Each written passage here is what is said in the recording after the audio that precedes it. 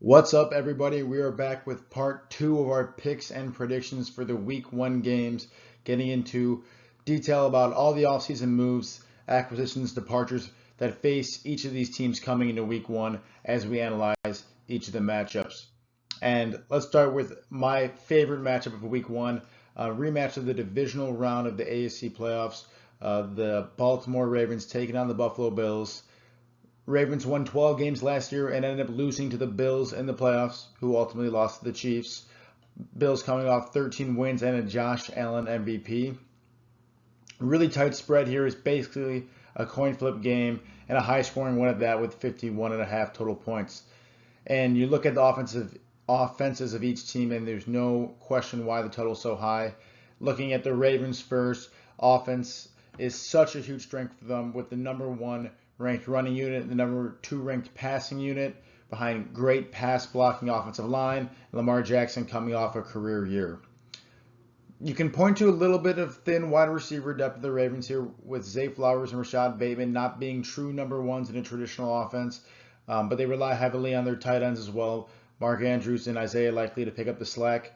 They brought in DeAndre Hopkins from Tennessee, and then who ended up in Kansas City in the latter half of the 2024 season to help round out that receiving core.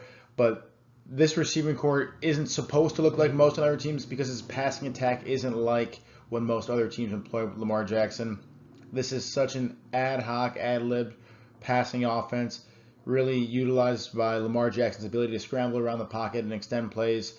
And you have shiftier guys like Flowers and Bateman that are able to find open space as these plays are extended. You look at running back, I know I mentioned the great pass blocking offensive line, but a solid run block has been an MO of this Ravens team, and a solid run game behind Derrick Henry certainly helps as well. There is no lack of talent on this offense that would suggest these guys would regress this year in terms of offensive production. If anything, I think I'd like to see Isaiah Likely take a bigger step up in this offense as Mark Andrews gets a little bit longer in the tooth there and slower at tight end with all his knee injuries that he sustained in his career. And hopefully Lamar Jackson keeps playing as MVP caliber level, and you see a lot of fireworks from this offense again. From the Bills side, very similar story where offense is their huge strength, but not so much on necessarily the talent at wide receiver as well. You got Khalil Shakir looking to make a big step up this year, or Keon Coleman, one of the two, but these guys are trying to fill the void that Stephon Diggs has left a couple of years ago after leaving this team. James Cook at running back has been really solid in this last couple of years, really taking a step up. But they're going to need a little bit more, I think, out of this receiving core to make this offense go to truly the next echelon.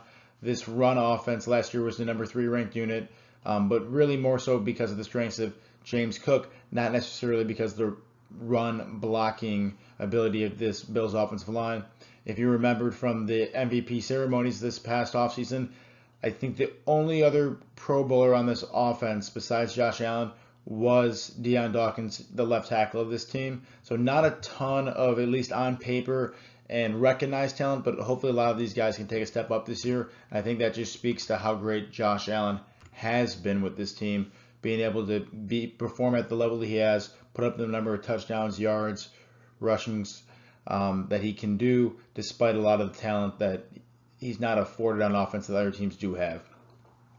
You look at the defenses of both teams, these teams, the Ravens have a clear edge. They've got a great defense all around, led by safety Kyle Hamilton, who they drafted out of Notre Dame, and then linebacker Roquan Smith, who they acquired from the Bears midseason a couple of years ago.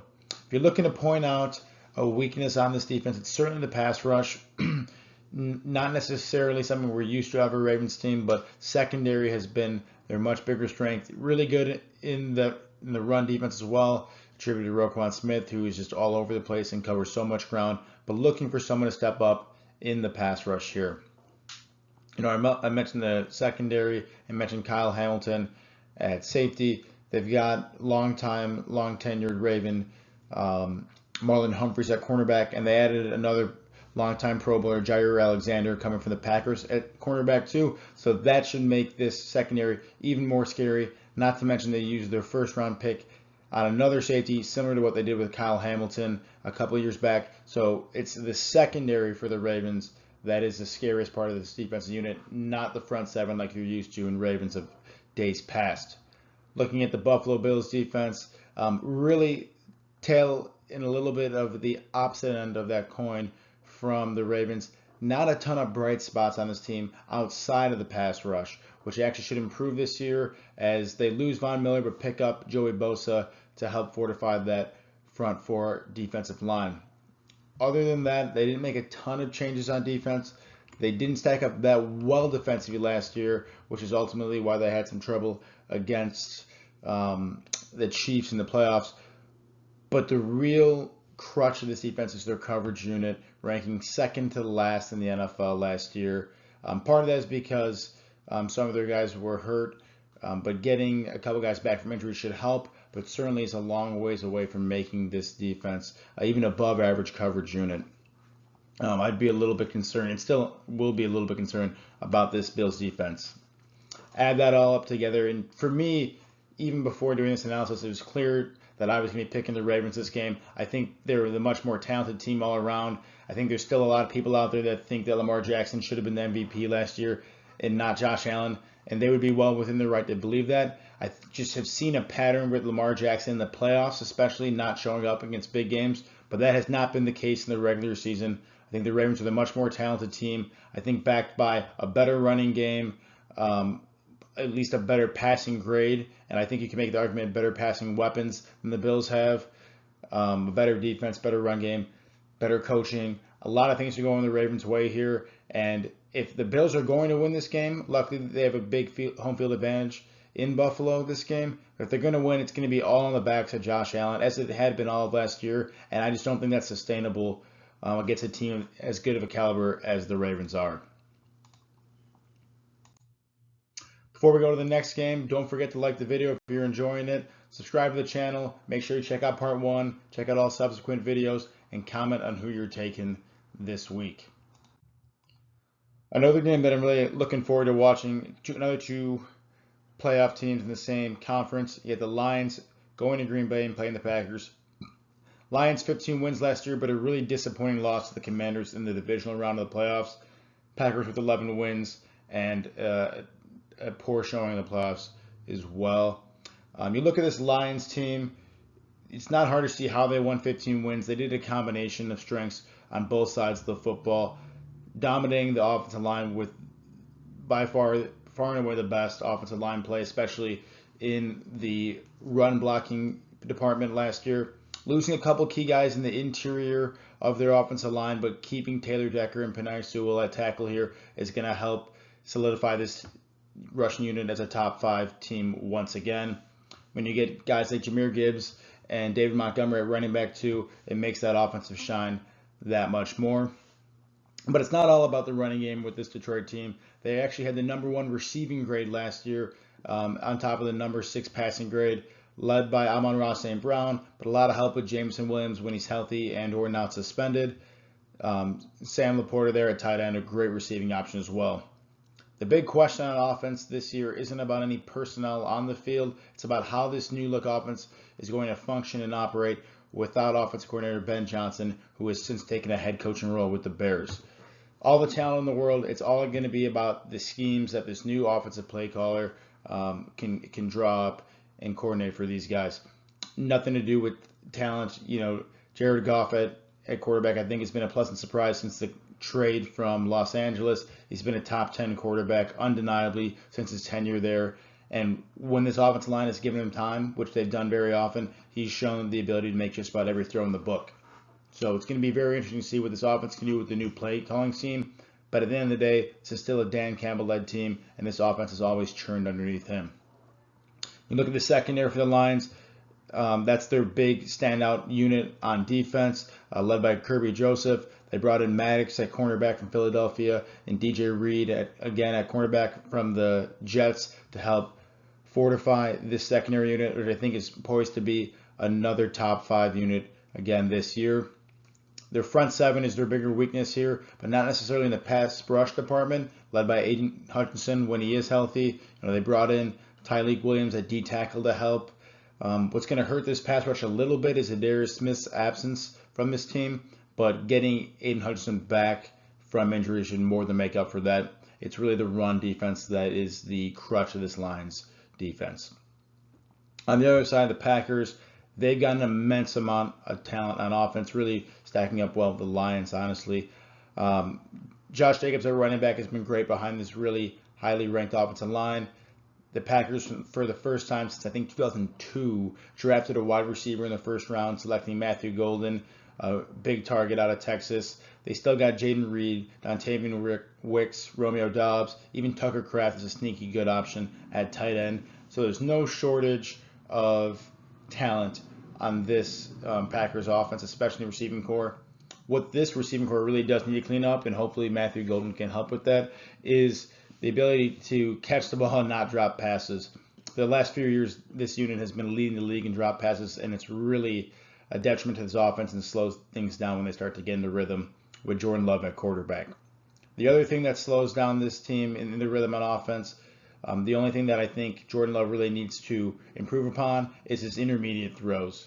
The short throws are pretty easy for most quarterbacks to make, including Jordan Love, and I've seen Jordan Love make some incredible throws deep downfield. Where I like to see him get a little bit more consistent is on those third and medium plays where you got to connect with your guy that creates a little bit of space. And every now and then, when I'm watching him, he's off the mark on those intermediate throws, and that's the one area in his game he needs to improve upon. On the defensive side of the football for the Packers, they had a really great coverage unit last year, also being a top 5 unit, but they're losing 2 key guys in Jair Alexander, who I mentioned went to the Ravens, and Eric Stokes. So they had a great coverage unit. Without those 2 guys, I doubt that they can sustain the ability to perform at the level they had.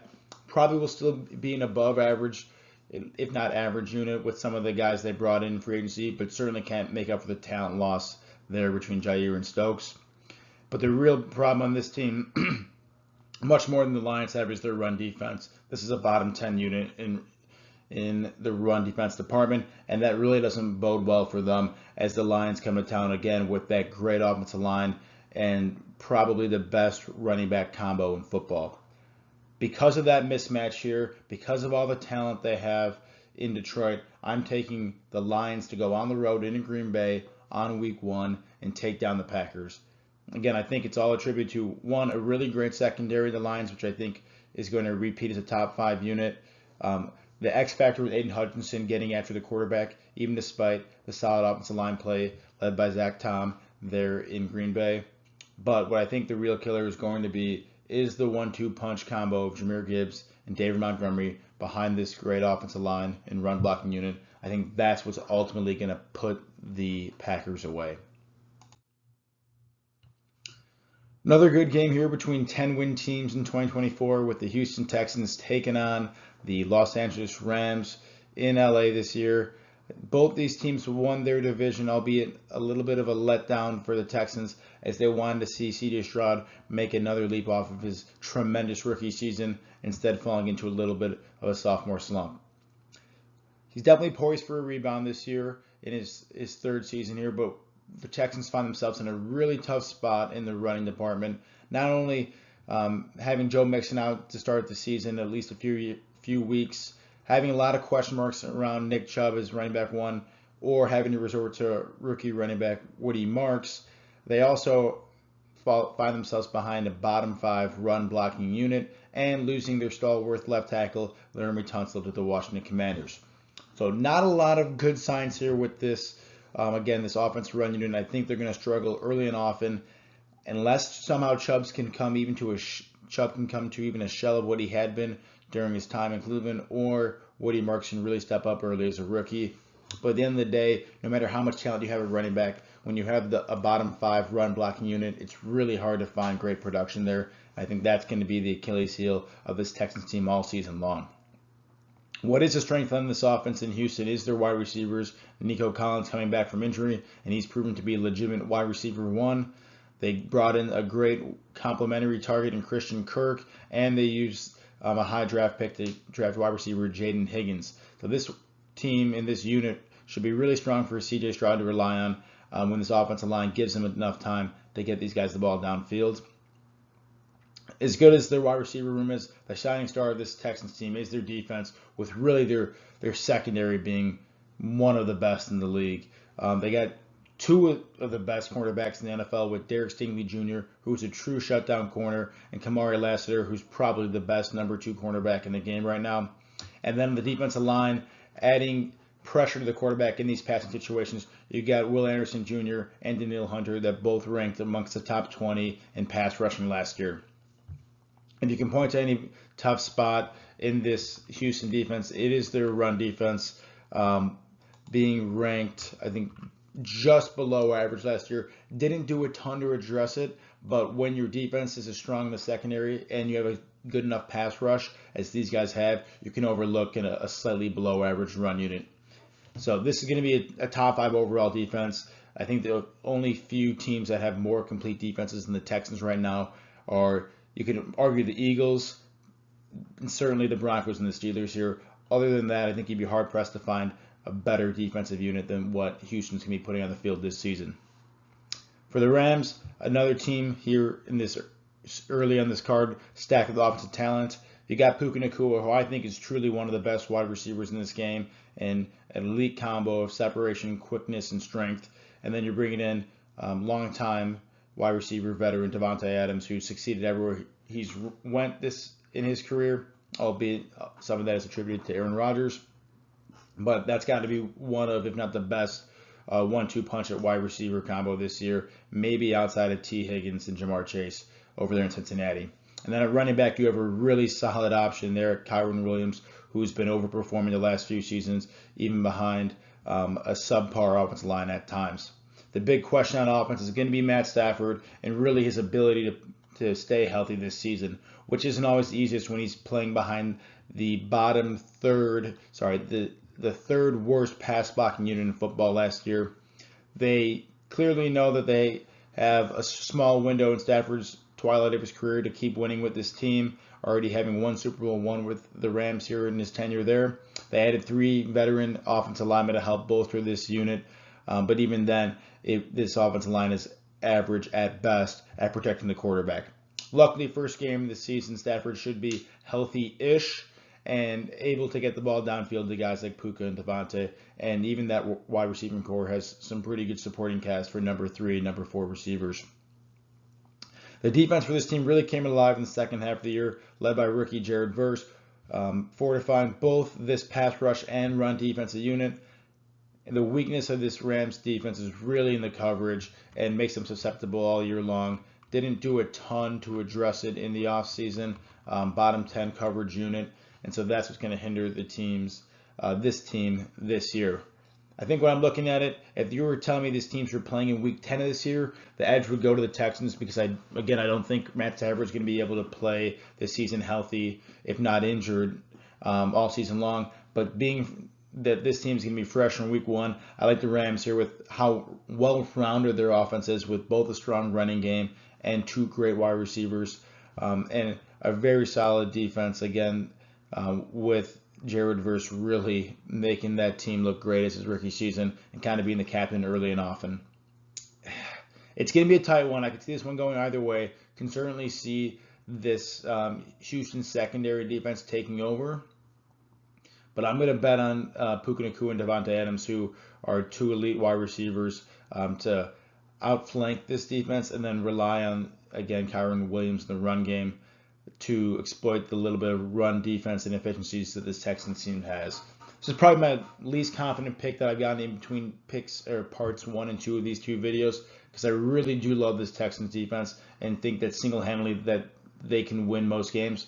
But there is a real deficiency in this Texans team around the running game, both on their offensive line and in the running back department. And it's hard to win games against good teams, which the Rams are, when you are as one-dimensional on offense as I think the Texans are going to be this year, even with how great C.J. Stroud is projected to be. So for that reason, I'm taking the Rams in this game. This is a fun matchup here as you get 2 teams that swap quarterbacks in this offseason. Aaron Rodgers going from the Jets to Pittsburgh, and then Justin Fields going from Pittsburgh after being benched for Russell Wilson over to the starting quarterback role for the Jets. Pittsburgh won 10 games last year, and they were really busy in the offseason. I already mentioned Aaron Rodgers. They brought in DK Metcalf at wide receiver, swapping him for George Pickens, who's now in the Cowboys. Darius Slay and Jalen Ramsey at cornerbacks are huge additions to this defense that was already one of the top units in the league last year. And then they brought in Jonnu Smith at tight end, who had some great success over there in Miami. This Pittsburgh team really needed the cornerbacks to be addressed, as they were the number 22 ranked coverage unit last year. Again, bringing in Darius Slay and Jalen Ramsey, both at least one points of their career top tier cornerbacks, now very solid. Going up in pairing with Joey Porter, this cornerback group should certainly be above average, if not have the potential to be an elite unit here. Pittsburgh also has the scariest pass rush in the league, led by obviously TJ Watt, Cam Hayward on the other side of the defensive line, and then using a first-round pick on Derek Harmon really makes this defensive front four tough to stomach and face down. What you're seeing is a weakness on this Pittsburgh team, as it has been throughout the last years and decades, is offense compared to their defense being the relative strength. But even on offense, their pass blocking and their offensive tackle play has been pretty poor, and that's going to be a big question mark with Aaron Rodgers, who's a far cry from mobility purposes from what Russell Wilson and Justin Fields were able to do and improvise on this Steelers offense. An inability to pass block and an aging quarterback is not a great combo, and that's going to show up early and often, I'm sure, for this Pittsburgh Steelers team.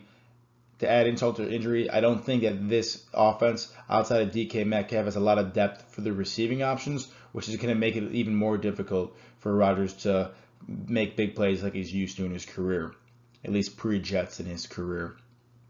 Another, lackluster point on this offense is you don't have a traditional number one go-to running back. Jaylen Warren kind of stepping up in that role. He's more of a hybrid scat back that's really good at receiving the ball out of the backfield. That's why the Steelers used their, third-round pick on Iowa running back Caleb Johnson, but very unproven there, and I think a lot of people are hoping for him to step up and assume more of that bell cow role as Warren falls into the third down receiving back role that he's used to in his career. I don't think that the Steelers are going to have a ton of options in availability at offense, especially if their pass blocking stays the way it has been. It'll be interesting to see what this offense can produce, but there's no denying that this defense will be smothering in all facets of a defensive unit this season. For the Jets here, only 5 wins last year, and they're actually losing a lot of key guys, and I'm not even talking about Aaron Rodgers. They're losing on offense Devontae Adams, as I mentioned, and then offensive lineman Morgan Moses and Byron Smith, which is going to really hamper the offense production for this team all around. And then on defense, I mentioned DJ Reed. They're losing Hassan Reddick at cornerback and Javad Kinlaw at another unit in that front seven. Again, this is a team that only won 5 games last year, and I think they're taking a step in the wrong direction, everything except getting Justin Fields at quarterback. On offense, up in the air with Justin Fields, who looked pretty formidable in Pittsburgh before getting benched, so we'll have to see what he can do on the Jets here, hoping for the best for him. The other question marks on this offense are the running back health of superstar Breece Hall when healthy, and then to see what they can do at wide receiver depth outside of Garrett Wilson. I think the lack of wide receiver depth is going to hurt this team too. Kind of puts them par for the course with the Steelers in this game. What's interesting with the Jets, and I think there's a lot of high expectations going into the last season, especially with their defense, they've got a lot of big names, Quinnen and Quincy Williams, Sauce Gardner at cornerback, but they ranked bottom 10 in every single unit except the coverage unit. I mentioned Sauce Gardner, former All-Pro and Rookie of the Year. That coverage unit was number 14. So this defense really struggled. Again, I think they lost a lot of key guys. I really am questioning the viability of the Jets this year. I think maybe outside the Saints, I'd pick these guys to have the worst record in the NFL. I think Pittsburgh defense absolutely crushes this Jets offense, and I like Pittsburgh here. Even with a lack of options on their offense side of the football, I just think their defense patches up a lot of holes against a Jets offense that is average at best. The way the Jets are going to win this game is a heavy dose of Wilson and Breece Hall, who both shown plenty of ability to make plays in their career. I'm just not sure this Pittsburgh defense is the right matchup for this Jets offense. I like Pittsburgh on the road to go here and win by 2.5 or more. Divisional matchup here, and one, if history proves anything, it will be a pivotal one throughout the season, as these NFC South divisional races have been tight year in and year out, especially between these two teams. You've got the Bucks taking on the Falcons. Falcons were the favorite last year to win the division. Came out to a hot start and faltered, ending up with 8 wins, letting the Bucks swoop in and take that division title, only to lose by a thin margin to the Commanders in the playoffs. Buccaneers have a tremendous amount of talent on offense, led by a great run blocking unit. I think the best run blocking unit in football last year. Let me check on that. The 5th best run unit in football last year, led by Bucky Irving as a rookie, really shining and stepping into a huge role for that team and making this offense turn the way that they did. At wide receiver, they got an aging Mike Evans that seems to never slow down, Chris Godwin coming off an injury, and then Ibuka, the first-round wide receiver from Ohio State, to bolster that wide receiver unit. I think the big question here with a lot of the guys on offense coming back isn't about, much like the Lions, not the talent on the field. Just about everyone's coming back. I think they've even added great talent in Ibuka, who throughout the season will get an outsized and bigger role. The big question here is they're losing their offensive coordinator, much like the Lions, and Liam Cohen, who's taken a head coaching gig in Jacksonville now. So the big question for me is, how does Baker Mayfield, how does this offense look without Liam Cohen calling plays? And that was yet to be seen until week 1. It's not the worst thing in the world getting a different offensive coordinator, but it's hard to believe that the next guy calling plays can stack up to what Liam Cohen was able to do and transform in this offense, really revitalizing Baker's career. But nonetheless, there's plenty of talent on offense. On defense, for the Bucks, defense was porous all around last year, and they really didn't do much to address it. That's why you saw this team in so many shootouts, relying on their offense to put up so many points to keep them in the game. Really nothing great to write home about. The only thing that was good about this team, good being relative, was their coverage unit, which was only slightly below average. Everything else, pass rush, run defense, overall defense, bottom 10 of the league here. So I would expect much of the same from the Buccaneers as you did last season. A lot of high-scoring affairs on offense, letting up a lot of points on defense, and ending up in shootouts most games. For the Falcons, they've got a top offensive line last year, even despite losing Drew Dahlman at center, heading over to Chicago. That bodes well again for Bijan Robinson coming into his 3rd year, where I think the expectations are sky high for this guy coming into this season, and I think they're warranted given the playmaking ability that he's shown in his first 2 seasons. Drake London really emerging as a wide receiver 1 for this team.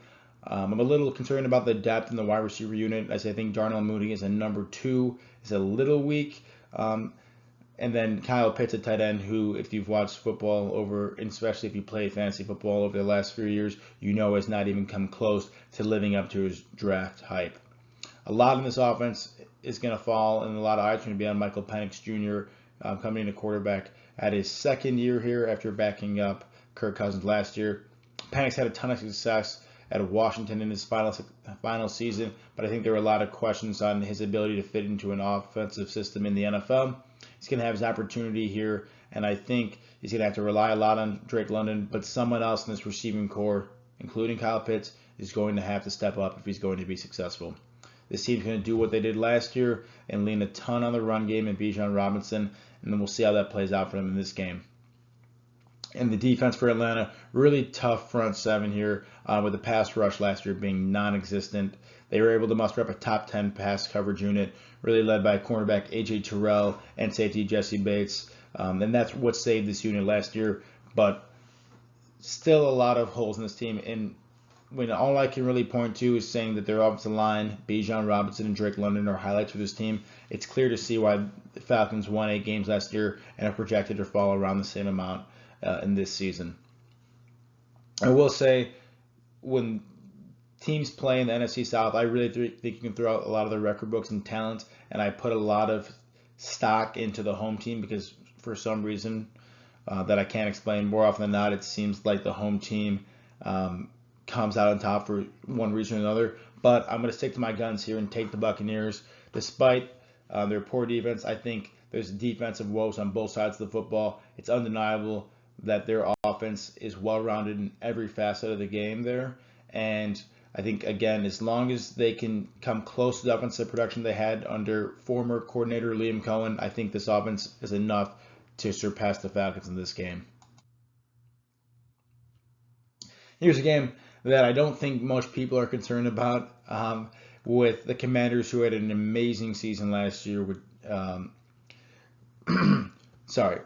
Commanders that had an incredible season last year at quarterback, far exceeding expectations, and the Giants here with another lackluster performance as well. I think everyone's looking for Jaden to take a step up this year and hopefully do what people thought C.J. Stroud would be last year and take a step up instead of step back in his sophomore season.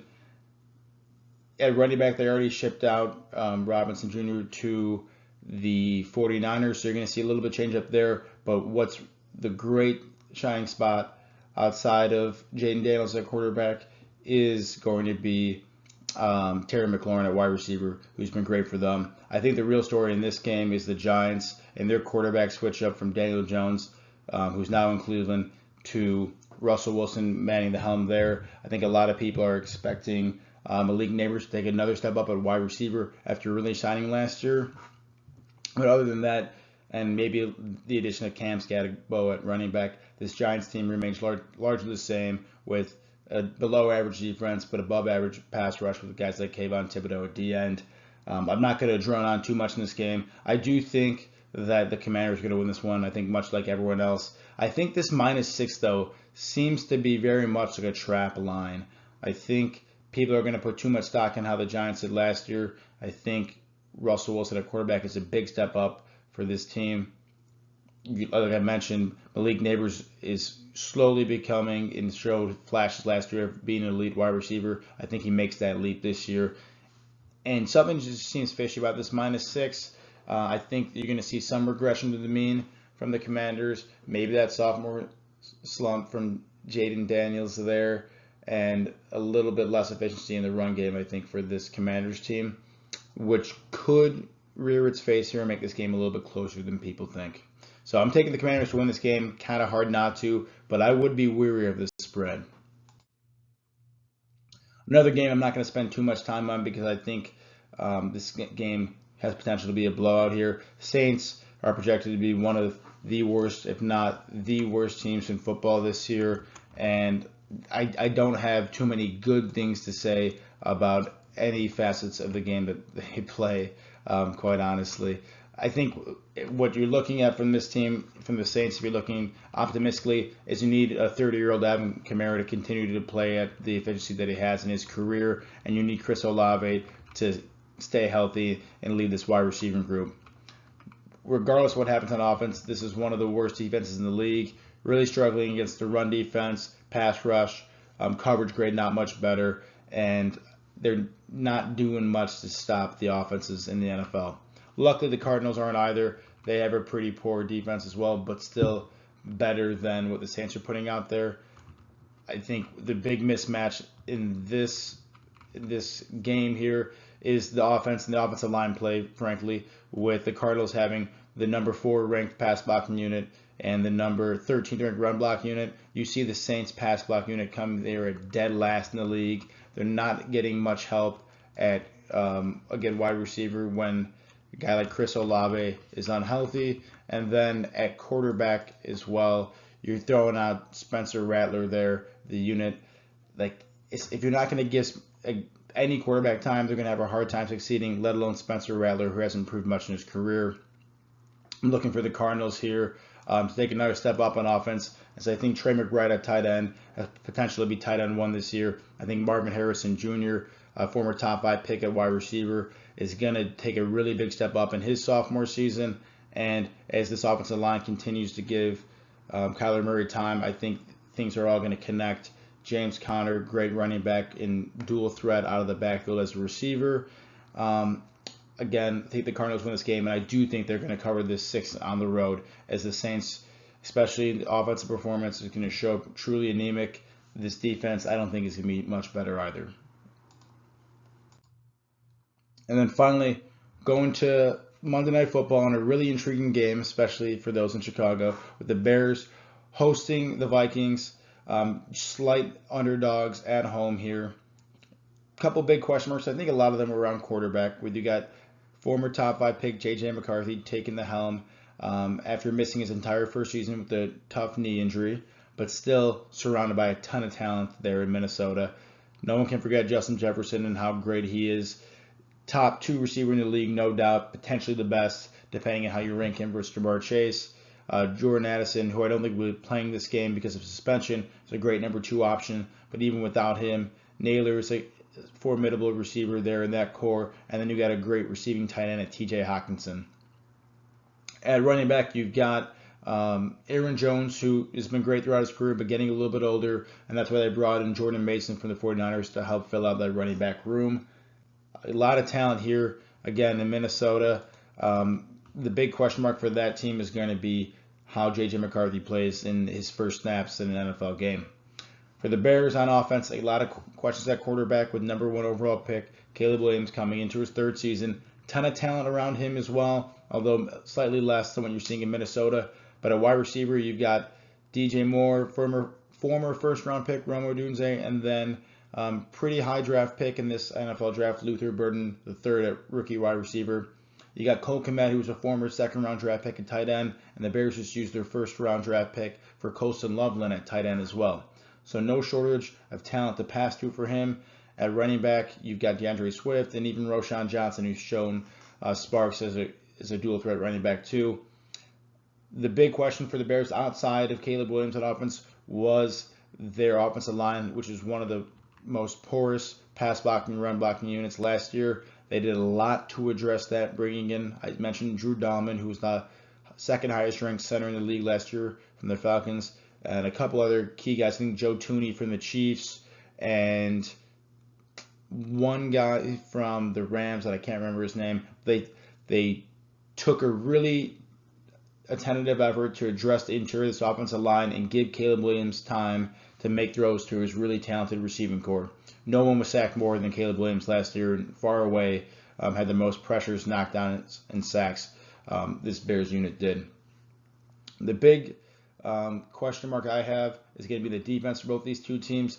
When you look at the Minnesota roster, not a ton of names that pop out, but they have one of the most talented defensive coordinators in Brian Flores, and he really transformed this Vikings defense last year in his first season there. They had a top 5 run defense, average coverage team, and came in as a top 10 defense overall. The Bears relying on their coverage with Jalen Johnson at cornerback, Brisker, Tyreek Stevenson doing really well there too, Kevin Byard at safety. What the issue for this team is, and the Bears, is their run defensive unit, which they didn't get a ton of help in the offseason, but they get guys like Montez Sweat in the front 4 that are terrifying from a pass rush perspective. So a few holes on each side's defense.